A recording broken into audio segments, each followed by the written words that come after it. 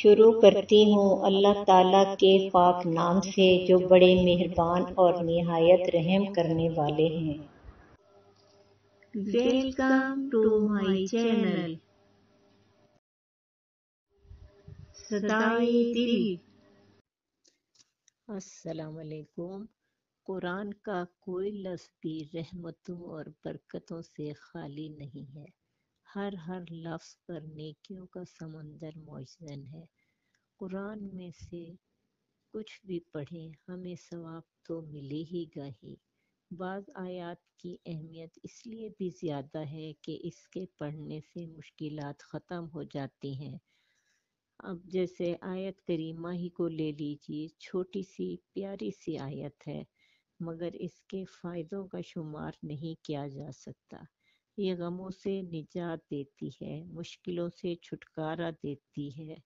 حضرت سعد ابی وقاص رضی اللہ عنہ کہتے ہیں کہ ایک دفعہ نبی پاک صلی اللہ علیہ وسلم کچھ فرما رہے تھے، ابھی انہوں نے تھوڑا سا ہی آیت کا حصہ پڑھا تھا کہ اچانک ایک عربی آ گیا اور آپ صلی اللہ علیہ وسلم کو اپنی باتوں میں مشغول کر لیا۔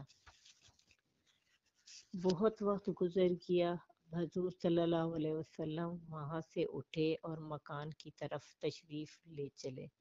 میں بھی آپ صلی اللہ علیہ وسلم کے پیچھے ہو لیا۔ جب آپ صلی اللہ علیہ وسلم گھر کے قریب پہنچ گئے تو مجھے ڈر ہوا کہ کہیں آپ صلی اللہ علیہ وسلم اندر نہ چلے جائیں اور میں رہ جاؤں، تو میں نے زور سے زمین پر پاؤں مارنا شروع کر دیے۔ میری جوتیوں کی آواز سن کر آپ صلی اللہ علیہ وسلم نے میری طرف دیکھا اور فرمایا، کون ابو اسحاق؟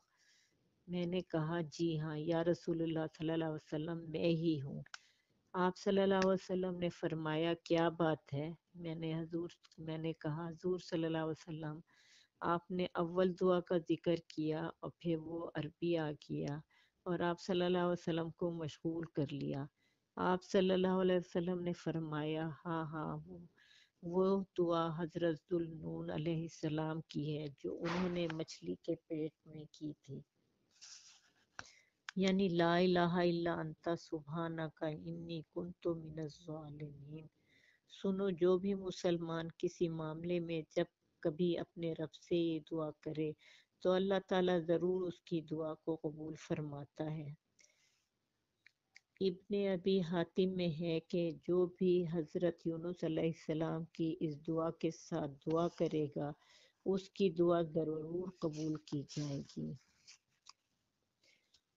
ابن جریر میں ہے کہ حضور صلی اللہ علیہ وسلم نے فرمایا، خدا کا وہ نام جس سے وہ پکارا جائے وہ دعا ضرور قبول فرمائے گا اور جو مانگا جائے وہ عطا فرمائے گا، اور وہ حضرت یونس علیہ السلام کی یہی دعا ہے۔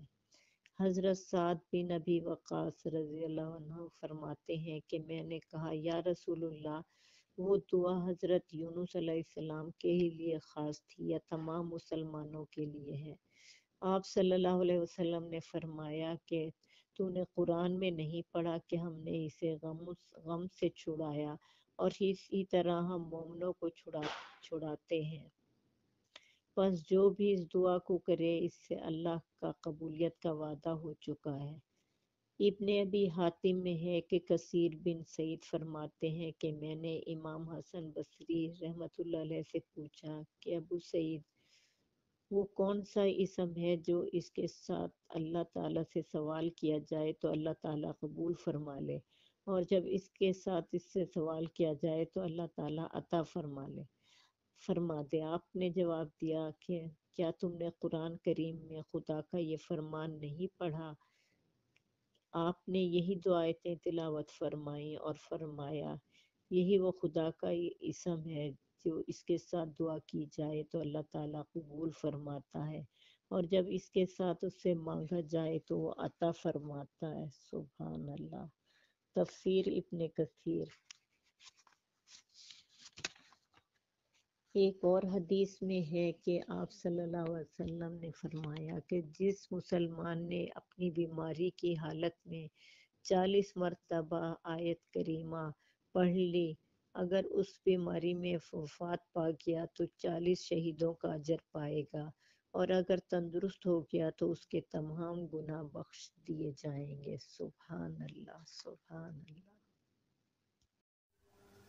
اگر آپ کو میری ویڈیو اچھی لگی ہے تو اس کو لائک کریں، کمنٹس کریں اور میرے چینل کو سبسکرائب کریں اور بیل آئیکن کو دبانا تو بالکل نہ بھولیے گا۔